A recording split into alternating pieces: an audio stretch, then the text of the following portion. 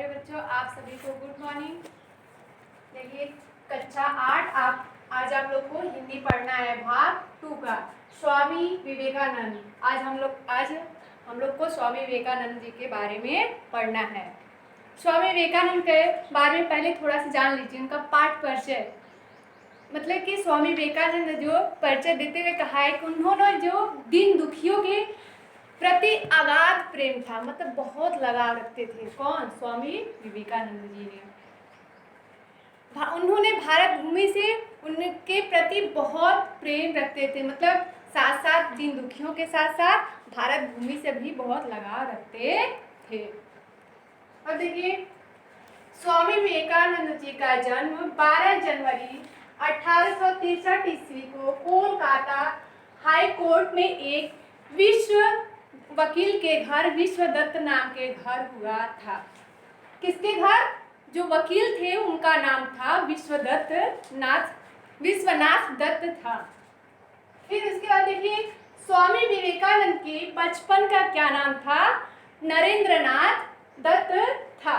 मतलब जब वो पैदा हुए उनके वकील के घर, तो उन्होंने उनका बालक मतलब स्वामी विवेकानंद का नाम रखा, नरेंद्र दत्त नाम रखा। फिर उसके बाद नरेंद्रनाथ दत्त कैसे थे?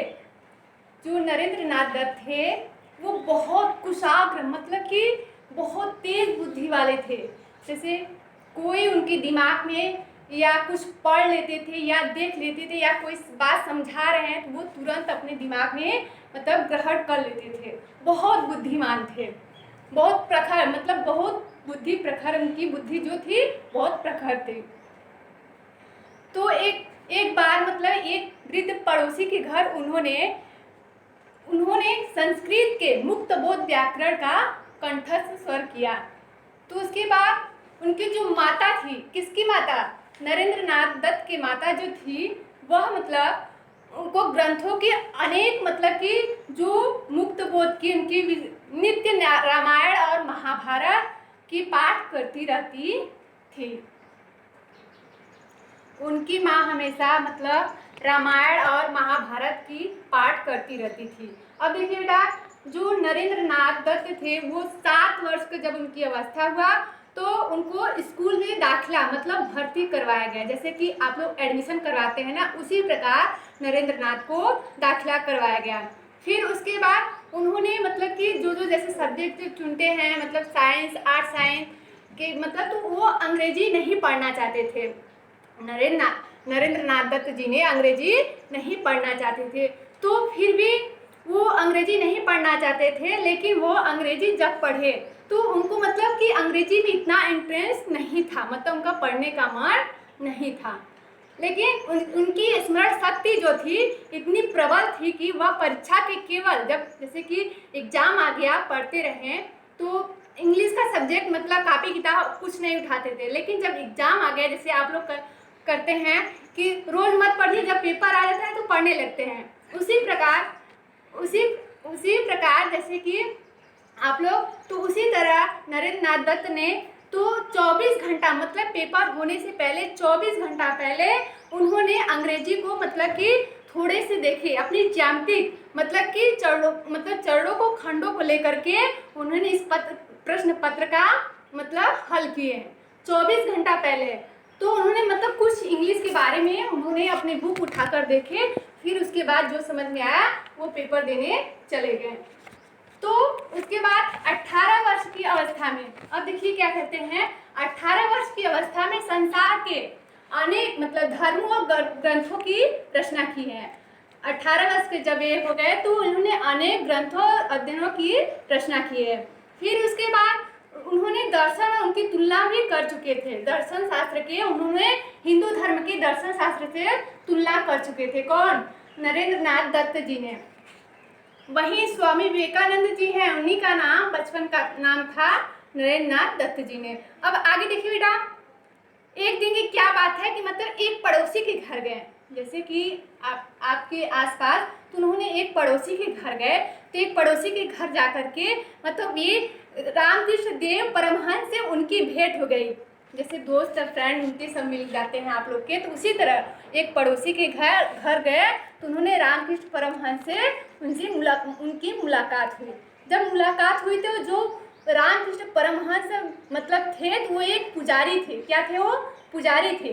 तो पुजारी थे तो उनकी भेंट हो गई। फिर उन्होंने हिंदू संत थे और जो मतलब पुजारी थे वो हिंदू धर्म से थे, वे धर्मों को सनातन का उपदेश देते थे। मतलब जो पुजारी थे रामकृष्ण परमहंस ने वो हिंदुओं का मतलब कि धर्मों की सनातन उपदेश देते रहते थे।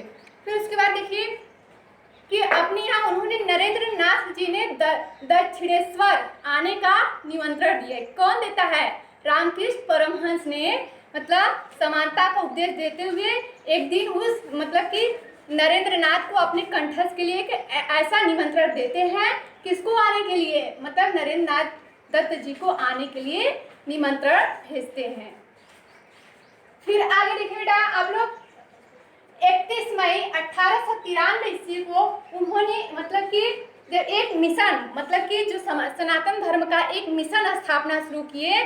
तो उस मिशन स्थापना के रामकृष्ण परमहंस के द्वारा एक मिशन स्थापना किए।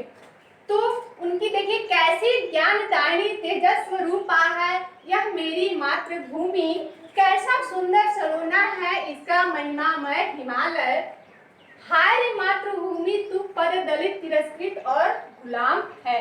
मतलब वही पाठ परिचय में बताया गया था कि दीन दुखियों से स्वामी विवेकानंद जी ने बहुत प्रेम करते थे और उसके पश्चात मातृभूमि से भी बहुत लगाव रखते थे।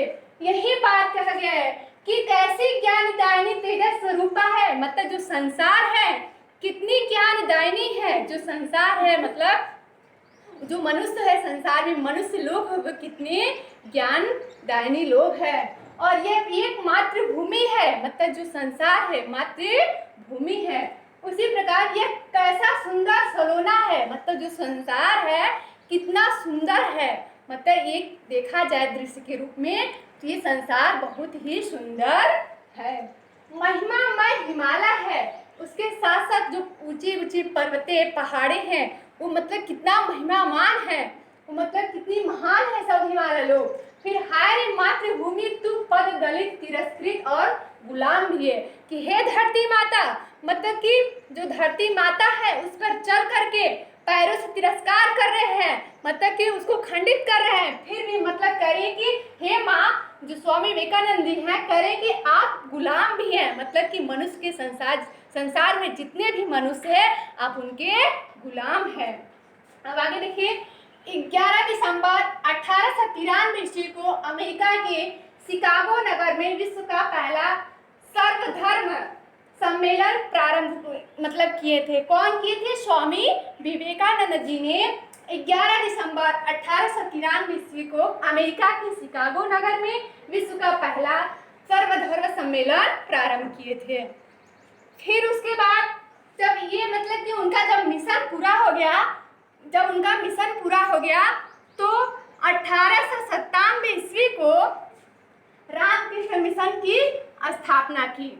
अब देखिए बेटा 1897 ईस्वी को रामकृष्ण ने जो मिशन मतलब कि परमहंस द्वारा भेंट की गई थी उन्होंने स्थापना किए थे। जब उनकी मिशन पूरा हो गई तो उन्होंने रामकृष्ण मिशन की स्थापना में जो जुटे थे उनकी मिशन पूरा हो गई। फिर उसके बाद इसका मतलब कि 7 मानो उसके जीवन का मिशन पूरा हो गया। मतलब कि जिस चीज के लिए वो कार्य कर रहे थे वो मिशन को पूरा होते हुए उन्होंने कहा कि 1800 वो मिशन देखिए 1897 ईस्वी में रामकृष्ण मिशन की स्थापना की अपनी मतलब जीवन को दे दिए थे। मतलब जीवन का मिशन पूरा करके समाप्त कर दिए थे।